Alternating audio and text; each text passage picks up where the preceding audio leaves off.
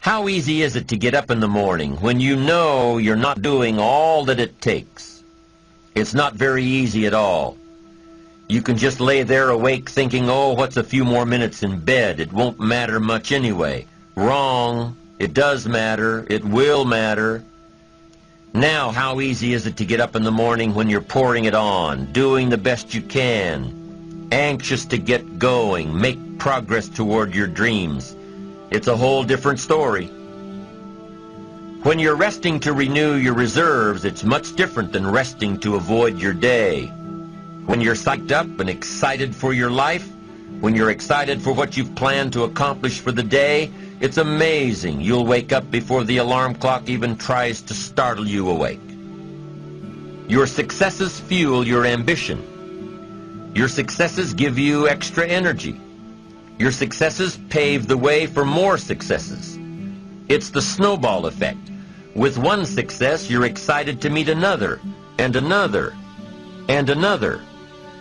And pretty soon, the disciplines that were so difficult in the beginning, the disciplines that got you going, are now part of your philosophy. How do you know when you're successful? Do you have to be a millionaire? No. All we ask of you is that you earn all you possibly can. If you earn $10,000 a year and that's the best you can do, that's enough. God and everything else will see to it that you're okay. The key is to just do the best you can. If it's $10,000 a year, wonderful. If it's $100,000 a year, wonderful. If it's $1 million a year, wonderful. It doesn't matter $10,000 a year or $1 million a year. It doesn't matter as long as you've done the best you possibly can. Earn the most you possibly can. Be the most you possibly can. And here's why. The essence of life is growth. The essence of life is growth, to do the best you can. And here's what's interesting. Humans are the only life form that will do less than they possibly can. Humans are the only life form that will settle for less. Every other life form except human beings strive to its maximum capacity. How tall will a tree grow? Approximately. As tall as it possibly can. You never heard of a tree growing half as high as it could. No, trees don't grow half. Trees send their roots down as deep as possible, stretch their limbs up as high as possible, produce every leaf possible and every fruit possible. As a matter of fact, you never heard of a human physically growing half. We keep growing until we're done. Now that's a part of life we can't control. It's genetically coded. And that's probably why we keep growing till we're done. Because we can't control that part.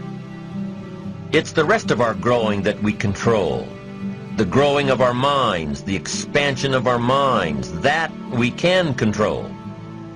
And that's what tends to get away from us. All life forms inherently strive to their max except human beings.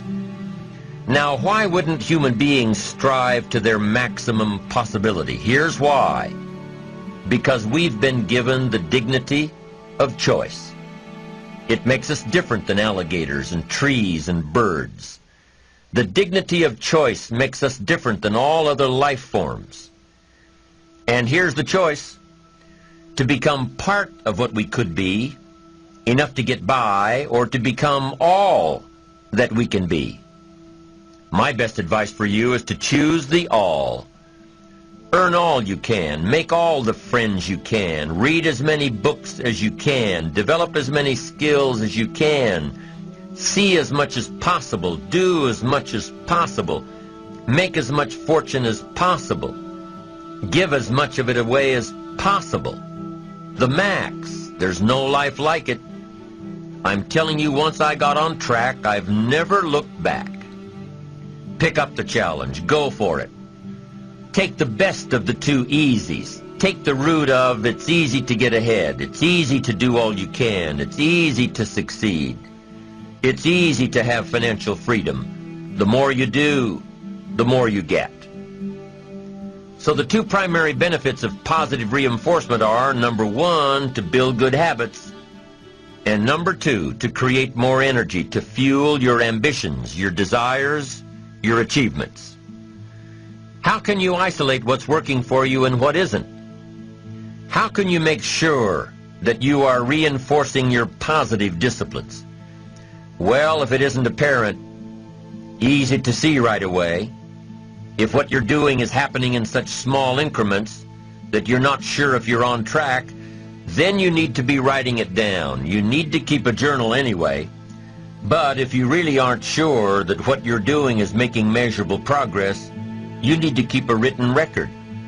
You need to write down everything that may be relevant in your day. What you did, who you saw, what you felt, how it may or may not affect you now and in the future.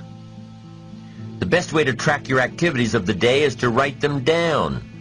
The best way to track your activities of the week is to write them down. The best way to analyze your progress through the year is to have written it down. Why? So you can look back on it. Because by keeping a written record of your life, you will be more accountable. By putting into writing the action steps that you have planned, you will easily see what works and what doesn't. Most people just try to get through the day, never writing anything down, never keeping track of their progress along the way, never really knowing if they are doing all they can to reach their goals, to drive their ambition. But gifted people learn to get from the day. They don't let a day end without picking up some valuable experience, some emotional content, some idea that may positively affect their future. To get the most from a day, to learn the most from a day, you need to be able to reflect on the day. And how can you reflect on a day unless you record it in history?